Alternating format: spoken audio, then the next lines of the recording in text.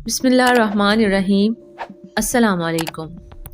میری اور اس کی دوستی کو تقریباً 6 ماہ گزر چکے تھے۔ گزرتے وقت کے ساتھ ساتھ ہماری دوستی گہری ہوتی جا رہی تھی، اور پھر وہ ایک دن مجھ سے کہنے لگی، 6 ماہ سے ہم فون پر بات کر رہے ہیں، کیوں نہ اب ایک ملاقات ہو جائے۔ میرے دل میں لڈو پھوٹنے لگے۔ جیسے ہی اس سے ملنے کے لیے میں ہوٹل پہنچا، اچانک میرے پیروں تلے سے زمین نکل گئی، کیونکہ میں اپنی زندگی کی سب سے بڑی بے وقوفی کر چکا تھا۔ میرا نام ناصر محمود ہے، میرا تعلق ہارون آباد شہر سے ہے۔ میں اپنے والد کا اکلوتا بیٹا تھا، اور میرے والد شہر کے اچھے اور جانے مانے بزنس مین تھے۔ بچپن ہی سے میرے ذہن میں یہ بات بٹھا دی گئی تھی کہ میں نے بڑے ہو کر اپنے والد کے ساتھ ان کے بزنس میں ہاتھ بٹانا ہے، لہٰذا یہ جانتے ہوئے اب میرا پڑھائی میں کچھ خاص دھیان نہیں لگتا تھا۔ اس لیے ایف اے تک تعلیم مکمل کرنے کے بعد میں نے اپنے والد کے بزنس میں ان کا ہاتھ بٹانا شروع کر دیا۔ یہ عمر نادانی کی تھی۔ ہر وہ چیز، ہر وہ کام اچھا لگتا تھا جسے ماں باپ روکتے تھے، منع کرتے تھے۔ ہر اس کام میں کشش محسوس ہوتی تھی، اور اس زمانے میں میرے پاس نیا موبائل فون آیا تھا۔ عمر میری کوئی 20 یا 22 سال تھی۔ ایک دن میرے فون پر ایک رانگ نمبر سے کال موصول ہوئی۔ دوسری طرف سے بات کرنے والی ایک لڑکی تھی، جس نے کچھ دیر بات کرنے کے بعد معذرت کرتے ہوئے کہا، شاید اس نے غلط نمبر ملا لیا ہے۔ کسی بھی غیر لڑکی سے بات کرنے کا یہ میرا پہلا تجربہ تھا۔ دن کے وقت اس لڑکی سے بات ہوئی، اور رات کو پھر اسی نمبر پر مجھے ایک میسج موصول ہوا۔ پھر کیا تھا، دھیرے دھیرے ہم دونوں کی بات چیت بڑھنے لگی، اور میسج سے ہوتی ہوتی یہ دوستی اب گھنٹوں کے فون کال پر محیط ہو چکی تھی۔ فون کے ذریعے میری زندگی میں آنے والے اس بدلاؤ کو میرے والد بھی محسوس کر چکے تھے، بلکہ کئی بار تو وہ مجھے روک اور ٹوک بھی چکے تھے کہ برخوردار، یہ کیا تم ہر وقت فون میں لگے رہتے ہو، کام پر توجہ دیا کرو۔ مگر وہ کہتے ہیں نا، بعض لوگوں کو تبھی سمجھ لگتی ہے جب انہیں ٹھوکر لگتی ہے، اور میں بھی انہی بے وقوف انسانوں میں سے ایک تھا جنہیں ٹھوکر لگنے کے بعد ہی عقل آتی ہے۔ والد صاحب کی روک ٹوک کا یہ نتیجہ نکلا کہ اب میں ان کے سامنے موبائل فون کا استعمال کم کیا کرتا تھا، مگر اس لڑکی جس کا نام فائزہ تھا، اس سے اب بھی بات چیت جاری تھی۔ بلکہ یوں کہوں، فائزہ میری زندگی کا ایک اہم حصہ بن چکی تھی، تو یہ غلط نہیں۔ ہم دونوں اس قدر آپس میں باتیں کرتے تھے کہ اب تو مجھے یوں لگنے لگتا تھا کہ میں نہ جانے فائزہ کو کتنے سالوں سے جانتا ہوں۔ اسی وقت گزرتا رہا، اور میری اور فائزہ کی دوستی دن بدن گہری ہوتی گئی۔ اور پھر ایک دن خود ہی فائزہ نے کہا کہ نہ صرف ہماری دوستی کو تقریباً 1 سال ہونے والا ہے، مگر ہم نے کبھی بھی ایک دوسرے سے ملنے کی یا ایک دوسرے کو روبرو دیکھنے کی کوشش نہیں کی۔ کیا تمہارا دل نہیں چاہتا کہ تم مجھ سے ملو، مجھے دیکھو، اور میں تم سے ملوں، تمہیں دیکھوں؟ فائزہ کی یہ بات سن کے میں حیران رہ گیا، اور فوراً کہا کہ فائزہ، سچ کہوں تو تم نے میرے دل کی بات کہہ دی۔ میرا تو بہت دل چاہتا ہے، مگر میں یہ سوچ کر خاموش رہتا ہوں کہ کہیں تمہیں یہ میری بات بری نہ لگے۔ یوں ہم دونوں نے ملنے کا پروگرام بنا لیا اور ایک ہوٹل میں ملنے کا ارادہ کیا۔ ہم دونوں نے وقت طے کیا اور 2 دن کے بعد ملنے کا پروگرام بنایا تھا۔ میں بہت خوش تھا اور فائزہ سے ملنے کے لیے بے تاب تھا، بے چین تھا۔ اتنی بے چینی تھی کہ مجھے تو رات کو نیند بھی نہیں آ رہی تھی۔ خیر، یوں ہی انتظار کرتے کرتے یہ 2 دن کا وقت بھی ختم ہوا، اور وہ دن آ پہنچا جب مجھے فائزہ سے ملنے کے لیے ہوٹل جانا تھا۔ میں نے خوب اچھا جوڑا نکالا، منہ ہاتھ دھو کر دل لگا کر تیار ہوا، اور پھر ابا سے ایک دوست سے ملنے کا بہانہ بنا کر میں فائزہ سے ملنے کے لیے اس ہوٹل میں جا پہنچا جہاں ہم دونوں نے ملنے کا پروگرام بنایا تھا۔ میں اپنے میز پر جا کر بیٹھ گیا، اور کچھ دیر بعد ہی فائزہ بھی آ پہنچی۔ فائزہ کو دیکھ کر میں حیران تھا۔ فائزہ اپنی تصویر سے زیادہ خوبصورت نظر آ رہی تھی۔ وہ بہت شوخ، چنچل اور زندہ دل لڑکی تھی، ہر بات پر دل کھول کر کہکا لگاتی، اور طور میں اس کی زندہ دلی دیکھ کر ہی حیران رہ گیا، اور میں تصور میں اپنے آپ کو خوش قسمت سمجھنے لگا کہ فائزہ جیسی لڑکی میرے شریک سفر بنے گی۔ یعنی میں اپنے دیکھنے اور سننے والے بہن بھائیوں کو یہ بات بتاتا چلوں کہ میں اپنے اور فائزہ کے اس تعلق کو لے کر نان سیریس نہیں تھا، میں بالکل سنجیدہ تھا۔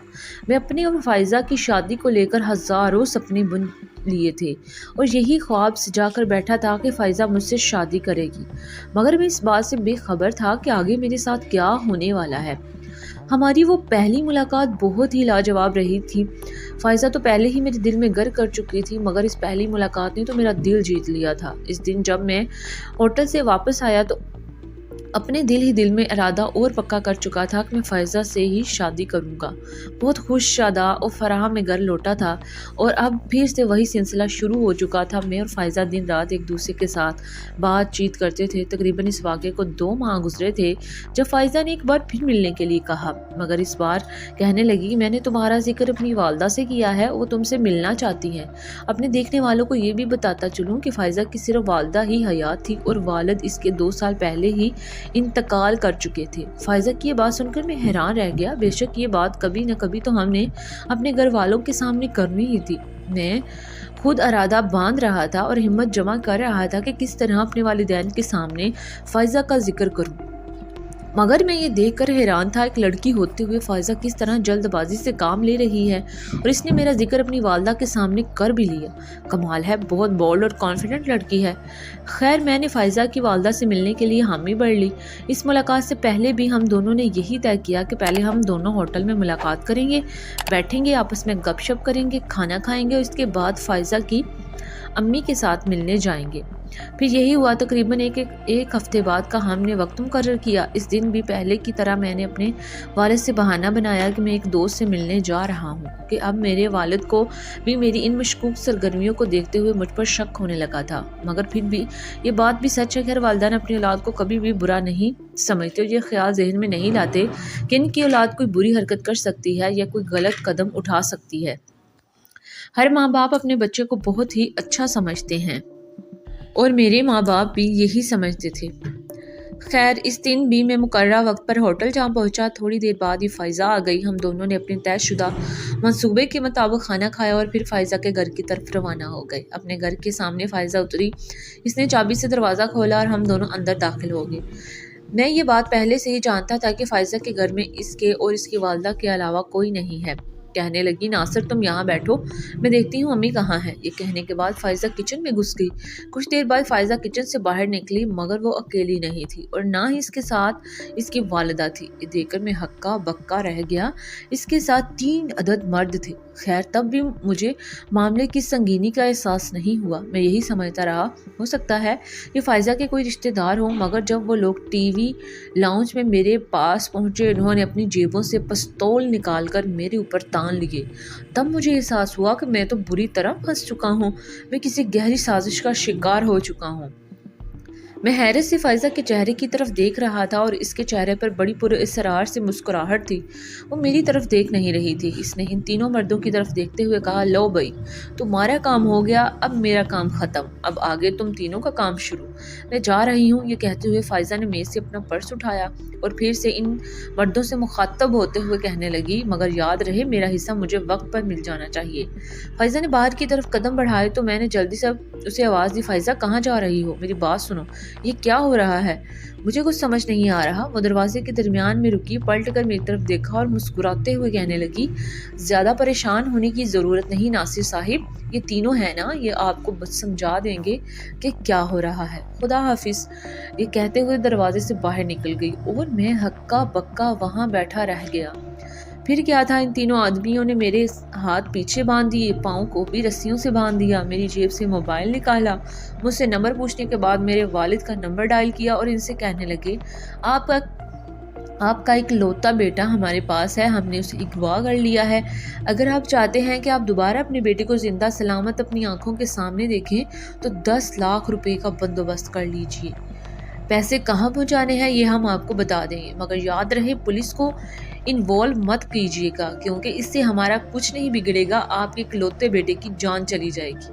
اس کے بعد 3 دن تک میں اسی مکان میں لوگوں کی قید میں رہا اور 3 دن میری زندگی کے بدترین دنوں میں شامل تھے۔ ان 3 دنوں میں نے اپنی زندگی کا سب سے بڑا سبق سیکھا، اور یہ بھی بتاتا چلوں ان 3 دنوں میں ان ظالم لوگوں نے مجھے کھانے کا ایک نوالہ بھی نہیں دیا۔ بس جب میں بھوک کا وویلا مچاتا تو مجھے تھوڑا سا پانی پلا دیتے، اور انہوں نے اس بات کی تصدیق کے لیے کہ واقعی ان لوگوں نے مجھے اغوا کیا ہوا ہے، میرے والد سے بات بھی کروا دی۔ مگر یہ مختصر کہانی مجھے تمام زندگی میرے والد نے ان سے اسی دن وعدہ کیا کہ وہ پولیس کو اس معاملے میں مملوث نہیں کریں گے، انہیں 10 لاکھ کی مطلوبہ رقم ادا کر دیں گے۔ خیر 3 دن بعد ان لوگوں نے میرے والد صاحب کو مطلوبہ رقم لے کر رات کے وقت ایک اور سنسان سے علاقے میں بلایا۔ میرے والد وقت کے مطابق مطلوبہ رقم لے کر وہاں پہنچ چکے تھے اور اس سے پہلے ان لوگوں نے میری آنکھوں پر بھی پٹی باندھی، مجھے گاڑی میں ڈالا اور اس جگہ پر لے کر گئے۔ وعدے کے مطابق میرے والد صاحب رقم لے کر آ گئے تھے اور وہ لوگ مجھے لے کر چلے گئے۔ ان لوگوں نے مجھے میرے والد صاحب کے حوالے کیا، رقم کا بیگ ان سے تھاما اور جاتے ہوئے دھمکی دینا نہیں بھولے کہ اب اس معاملے کو یہیں ختم کر دینا، اگر تمہاری طرف سے دوبارہ کوئی بات یا تشویش شروع کی گئی تو پھر بھولنا مت کہ اگر ہم ایک دفعہ بندہ اٹھا سکتے ہیں تو دوسری دفعہ بندہ پھڑکا بھی سکتے ہیں۔ اور یوں 3 دن کے بعد میں دوبارہ سے اپنے گھر پر تھا، اپنے والدین کے پاس تھا۔ میری روح تک میں اطمینان اور سکون اتر گیا تھا یہ دیکھ کر کہ میں اپنے گھر واپس آ گیا ہوں، مگر اب ایک نیا سلسلہ شروع ہو چکا تھا، اور وہ سب سے بڑی شرمندگی کی بات تو یہ تھی کہ یہ مصیبت میں نے خود اپنے ہاتھوں سے خریدی تھی۔ جب میں گھر پہنچا میرے والدین بے حد پریشان تھے، خاص طور پر میری والدہ، ان کا تو کوئی حال ہی نہیں تھا۔ ان کی حالت دیکھ کر نہ جانے مجھے خود میں خود اتنی شرمندگی محسوس ہو رہی تھی۔ میرے والد صاحب مجھ سے اس بارے میں تشویش کرنے لگے کہ میں وہاں پر پہنچا کیسے، ان لوگوں نے مجھے اغوا کیسے کیا۔ پھر نہ چاہتے ہوئے مجھے انہیں ساری بات شروع سے لے کر کہانی ساری سنانی پڑی۔ میری ساری کہانی سن کر والدہ تو خاموش رہی، مگر میرے والد نے مجھے خوب لعن طعن اور ملامت کی۔ اس واقعے نے میری زندگی پر بہت ہی گہرا اثر ڈالا، گو کہ مجھے بہت ہی شرمندگی کا سامنا کرنا پڑا، مگر میں نے ایک بہت بڑا سبق سیکھا۔ وہ جو ایک شعر ہے نہ کہ دوست ہوتا نہیں ہر ہاتھ ملانے والا، جی بالکل، ہر وہ شخص جو آپ کے ساتھ ملتا ہے، بیٹھتا ہے، گپ شپ کرتا ہے، وہ آپ کا مخلص دوست نہیں ہوتا۔ نہ جانے کون کب آپ کی پیٹھ میں چھرا کھونپ دے، کچھ پتہ نہیں چلتا، اور خاص طور پر یہ نامحرم عورتوں کے ساتھ دوستی، یہ تو خود اپنے پاؤں پر کلہاڑی مارنے والی بات ہے۔ اس واقعے کے بعد میں نے ایسی توبہ کی کہ دوبارہ زندگی بھر کسی ایسا کام نہیں کیا، نہ کبھی کسی نامحرم عورت سے بات کرنے کی جرات بھی کی۔ میں نے اپنے طور پر تحقیق کروائی تو پتہ چلا وہ مکان جس میں فائزہ مجھے لے کر گئی تھی وہ ان لوگوں نے کرائے پر حاصل کیا تھا، اور مالک مکان کا کہنا تھا کہ حیرت انگیز طور پر انہوں نے صرف 1 ماہ کے لیے کرائے پر لیے رکھا اور پھر اس کے بعد جواب دے کر وہاں سے چلے گئے۔ انہوں نے یہ مکان سے غیر قانونی سرگرمیوں کے لیے ہی لیا تھا، مگر پھر جب میرے والد کو اس بات میں پتہ چلا کہ میں نے اپنے طور پر کوئی تحقیق کروائی ہے تو انہوں نے مجھے سختی سے ڈانٹ کر اس کام سے منع کیا اور کہا، دیکھو ناصر بیٹا، ایک غلطی تو تم کر ہی چکے ہو اور اب ایک مت کرو۔ وہ لوگ پیشہ وار گنڈے ہیں، بدماش ہیں، ایسے لوگوں کے ساتھ تم پورے اتر نہیں پاؤ گے۔ اگر ان کو پتہ چلا کہ تم ان کے بارے میں کوئی تحقیق کروا رہے ہو تو ہو سکتا ہے وہ دوبارہ تمہیں کوئی نقصان پہنچانے کی کوشش کریں، اس لیے تم خاموش رہو، اس معاملے سے اب دور رہو۔ لہٰذا میں نے اپنے والد کی بات مانتے ہوئے خاموشی اختیار کی، مگر میرے خاندان بھر میں اس بات کا آج تک کسی کو علم نہیں ہے۔ یہ واقعہ کیوں پیش آیا، اس کے پیچھے کیا وجہ تھی، کیونکہ خود میرے والدین نے یا میں نے، ہم میں سے کسی نے بھی اس بات کی خبر کسی کو کانو کان نہیں ہونے دی۔ یہ سب میری اپنی ہی غلطی کا نتیجہ تھا۔ ناظرین، مزید اس طرح کی سبق آموز کہانیاں اور واقعات سننے کے لیے ہماری ویڈیوز کو لائک کریں، شیئر کریں، چینل کو سبسکرائب کرنا مت بھولیے گا۔